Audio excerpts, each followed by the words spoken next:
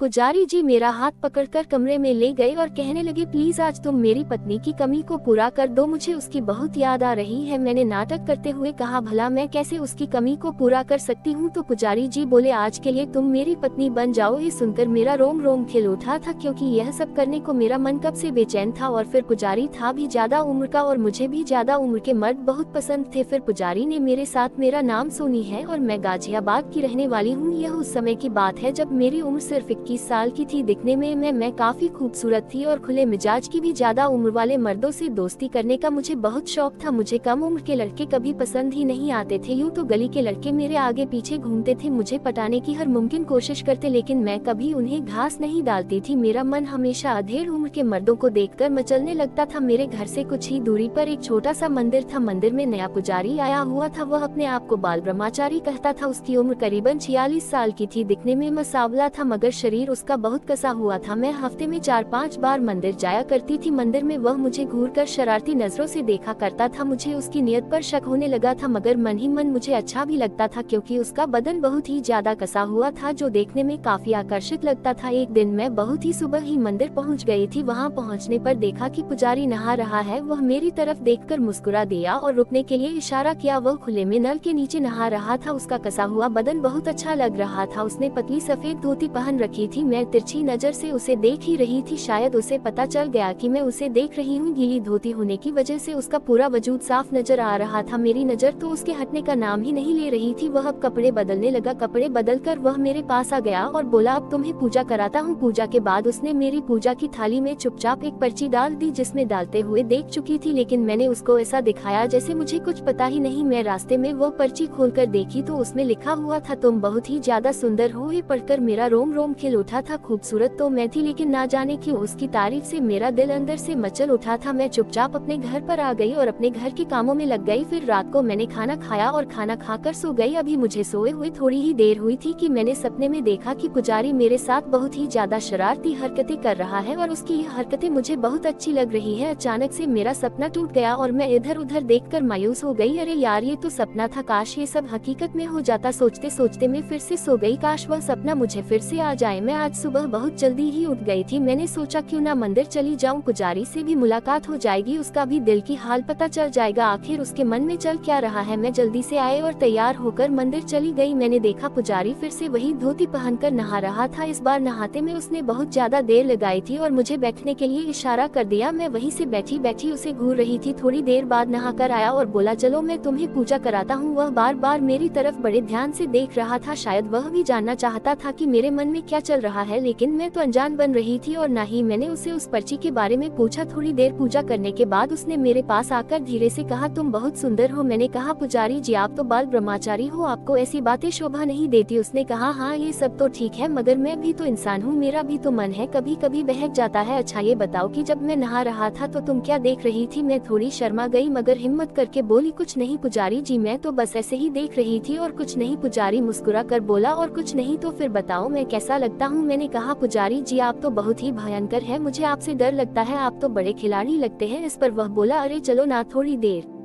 बातें करते हैं, यहाँ भी कोई नहीं है। मैंने हाँ में सिर हिलाया और हम दोनों बैठ गए। अचानक ही पुजारी जी मुझे देखकर बोले, तुम मुझे बहुत ही अच्छी लगती हो, मन करता है तो मैं अपने सीने से लगा लूं। तब मैंने कहा, लगता है आप बाल ब्रह्मचारी के नाम से बहुत मजे कर चुके हो, आप तो बहुत खराब आदमी लगते हो, मैं आपके बारे में सबको बता दूंगी। मैंने नाटक करते हुए कहा। पुजारी कुछ डर गया और कहने लगा, प्लीज ऐसा मत करना, मैं तुम्हें कुछ नहीं करूँगा, मेरी बहुत बदनामी होगी अगर तुमने किसी से कुछ कहा तो। मैंने कहा, ठीक है नहीं कहूँगी। पुजारी को अब थोड़ी तसल्ली हुई थी। फिर पुजारी बोला, अरे अपना नाम तो बता दो। मैंने कहा, मुझे लोग सोनी कहते हैं। अच्छा ठीक है, अब मैं चलती हूँ, लेकिन मैं कल शाम में फिर आऊंगी और आपसे और बातें करूंगी। और मैं मुस्कुरा कर चल दी। दूसरे दिन करीब 8 बजे शाम को मैं मंदिर गई तो देखा कि पुजारी जी अकेले बैठे हुए हैं। मैंने पूछा, अरे पुजारी जी आज कुछ चिंतित लग रहे हो। तो उस समय अंधेरा हो चुका था। मैंने उनके गाल पकड़कर दबा दिए, तब जाकर वह मुस्कुराए और मेरा हाथ पकड़कर कहने लगे, अरे सोनी मैं तो डर गया था कि तुम मुझसे गुस्सा हो गई हो। मैंने नाटक करते हुए कहा, नहीं ऐसा नहीं नहीं है। मैंने कहा पुजारी जी आपकी उम्र तो काफी लगती है, आपने शादी नहीं की अभी तक। वह बोले शादी तो की है लेकिन मेरी पत्नी गाँव में रहती है और मैं यहाँ तड़पता हूँ। मैंने कहा तो फिर पत्नी को अपने साथ क्यों नहीं रखते? पुजारी बोला मेरी पत्नी तब भी शहर आती है तो बीमार हो जाती है, इसलिए उसे गाँव में ही रहना पसंद है। मैंने कहा पुजारी जी फिर तो आपको बहुत याद आती होगी ना अपनी पत्नी की? पुजारी बोला हाँ बहुत याद आती है लेकिन क्या करूँ। मैंने पुजारी को तसल्ली देते हुए उनके कंधे पर हाथ रखा, उसने मेरे कंधे से हाथ उठाकर चूम लिया। मैं थोड़ी सहम गई थी। फिर पुजारी जी मेरा हाथ पकड़कर कमरे में ले गए और कहने लगे प्लीज आज तुम मेरी पत्नी की कमी को पूरा कर दो, मुझे उसकी बहुत याद आ रही है। मैंने नाटक करते हुए कहा भला मैं कैसे उसकी कमी को पूरा कर सकती हूँ? तो पुजारी जी बोला आज के लिए तुम मेरी पत्नी बन जाओ। मैंने हिचकिचाहट होती जाएगी। पुजारी बोला आज यहाँ कोई नहीं आने वाला है। इतना कहकर पुजारी ने मुझे अपने गले से लगा लिया और कमरे में बहुत धीमी रोशनी थी। अचानक ही पुजारी ने मुझे एक गिलास में शरबत दिया और कहने लगा जल्दी से फटाफट इसे पी लो और बताओ कैसा है। मैंने जैसे ही वह शरबत पिया मुझे एक सुर चढ़ने लगा। मैंने कहा आप पहले ये बताओ कि आप कितनी लड़कियों को बीवी बना चुके हो? पुजारी जी बोले अरे सोनी बस तुम दूसरी हो, इससे पहले एक 40-45 साल की औरत के साथ मस्ती की थी, वह विधवा थी। मैंने कहा ओ पुजारी जी मैं तो कुंवारी हूँ। इतना कहकर मैं थोड़े नखरे दिखाने लगी लेकिन धीरे धीरे मेरे जज्बात भी पिघलने लगे और कब मैंने अपना तन मन उन्हें सौंप दिया मुझे पता ही नहीं चला। जब होश आया तो बहुत देर हो चुकी थी। मैं थोड़ा घबरा सी गई थी। पुजारी जी मुझे सॉरी बोलने लगा। मैं दिखावटी गुस्सा करने लगी। मैं घर जाने के लिए कहने लगी। पुजारी ने मुझे कुछ देर और रुकने के लिए कहा। बिना कुछ बोले मैं थोड़ी देर बैठी रही और झूठा गुस्सा दिखाती रही। वह बोला तुम मुझे बहुत अच्छी लगती हो, तुम रोज मेरे पास आ जाया करो, मेरा भी दिल बहल जाएगा और तुम्हारा भी मनोरंजन हो जाएगा। मैंने हाँ में सिर हिलाया और उसके बाद मैं अपने घर आ गई। यह सिलसिला करीब 7 महीने तक चलता रहा। उसके बाद मेरी शादी हो गई और मैं अपने ससुराल चली गई। फिर पुजारी से मेरी मुलाकात कभी नहीं हो पाई क्योंकि मेरी शादी के बाद ही पुजारी भी वहाँ से अपनी पत्नी के पास गाँव चला गया। तो दोस्तों ये थी हमारी आज की कहानी आपको कैसी लगी हमें कमेंट करके जरूर बताएं। वीडियो अच्छी लगी हो तो लाइक करें, शेयर करें, सब्सक्राइब करें। धन्यवाद। मिलते हैं कल आपसे एक नई कहानी में।